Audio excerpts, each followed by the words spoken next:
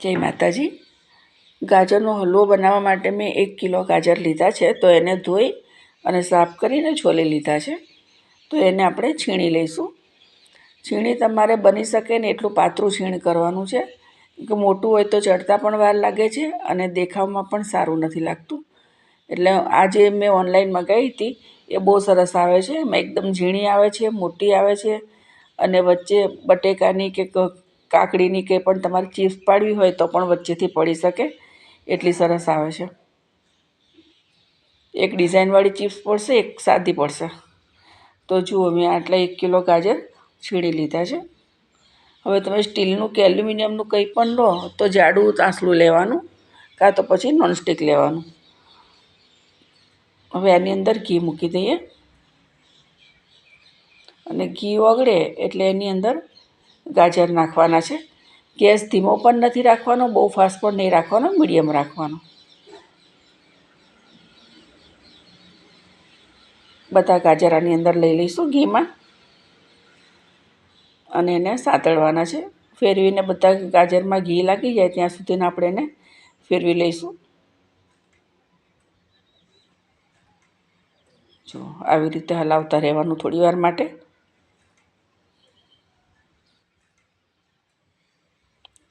ઘીનું coating થઈ જાય પછી એને ઢાંકી દેવાનું। 7-1 મિનિટ જેટલો સમય લાગે છે, ગેસ ધીમો છે એટલે। એકવાર જોઈ લઈએ, 5-1 મિનિટ પછી જોઈ લેવાનું। જુઓ, સરસ થયા છે। હજી આપણે થોડીક વખત રાખવા પડશે, 2-3 મિનિટ જેટલા। બીજી વાર ઢાંકીને મૂકી દઈશું। થોડી વારે જોતું રહેવાનું। પહેલી વખત જ્યારે મૂકો ત્યારે 5-1 મિનિટ તમે નહીં જુઓ તો ચાલશે, પછી દર 2 મિનિટે એને જોતું રહેવાનું।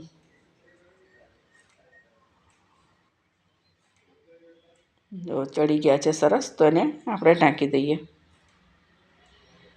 અને દૂધ આપણે એકદમ જે જાડું હોય એ લેવાનું છે, ગરમ કરેલું નથી લેવાનું। મલાઈ સાથે જ લઈ લેવાનું, અથવા તો ગરમ કર્યા વગરનું જે આવે છે। જો તમે કોથળીનું લેતા હોય પેકેટ દૂધ, તો એમાં બફેલો જે આવે છે એ લેવાનું। ગોલ્ડનું આમાં બહુ પાતળું પડે છે અને આમાં માપ છે 250 ગ્રામ। કિલોએ કોઈ 200 લે, કોઈ 300 લે, પણ અમે ગળ્યું થોડુંક ઓછું ખાઈએ છીએ એટલે મેં 100 ગ્રામ જેટલી જ ખાંડ લીધી છે। ખાંડ તમે તમારા ટેસ્ટ પ્રમાણે નાખી શકો। મીઠું ખાતા હોય એ 1 કિલોએ 300 ગ્રામ લે છે, મેં 100 ગ્રામ જ નાખી છે, કારણ કે આપણે છેલ્લે મિલ્કમેડ પણ આમાં નાખવાનું છે।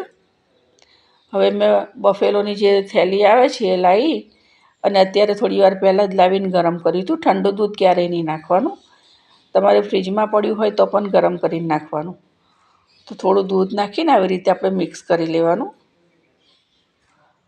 અને આપણે આ જે છે એને આપણે ખોલ્યા પછી ફિટ નથી થતું, એટલે એને કાચની બોટલમાં કાઢી લેવાનું, જે એરટાઇટ હોય છે એમાં। તો મેં બીજી બોટલમાં કાઢી લીધું છે, જેટલું જોઈશે એટલું મેં ડબ્બામાં રાખ્યું છે। હવે આને પેક કરીને આપણે ફ્રીજમાં રાખી દઈશું।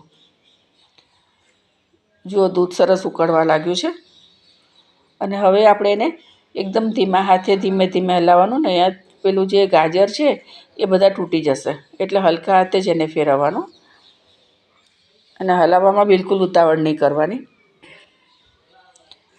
જરૂર પડે તો આપણે વધારે નાખવાનું દૂધ, પણ જરૂર નહીં પડે। 1 કિલોએ 500 ગ્રામ થઈ જાય છે।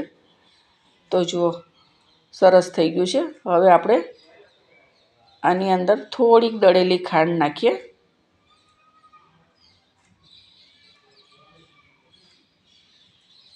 1 ચમચી દળેલી ખાંડ છેલ્લે નાખવાની। અને જે આપણું મિલ્કમેડ છે એ પણ મીઠું જ આવે છે, એટલે એ નાખી દેવાનું 1 ચમચી જેટલું। આ સ્વીટ આવે એટલે તમારે તમારા ટેસ્ટ પ્રમાણે નાખવાનું, એનું કોઈ માપ નથી હોતું। એને સરસ મિક્સ કરી લઈએ અને આપણે જે બી ડ્રાયફ્રૂટ નાખવા હોય એ અત્યારે આપણે નાખી શકીએ, પણ એલચી નહીં નાખવાની। એને આપણે ગરમમાં નાખીએ ને તો એની સુગંધી જતી રહે છે, સુગંધી ના આવે। એટલે એકદમ ઠંડુ થાય પછી આપણે એમાં એલચી નાખવાની છે। ઉપરથી 1 ચમચી ઘી નાખી દઈશું।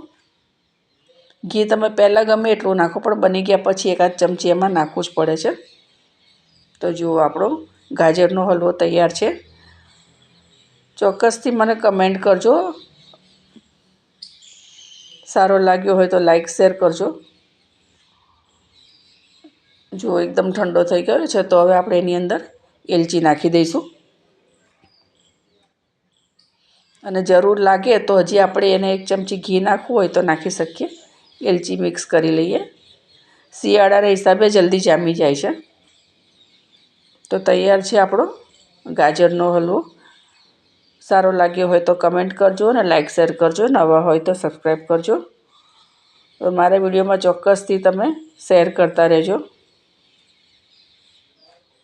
તો મળીએ આપણે બીજા વિડીયોમાં. જય માતાજી.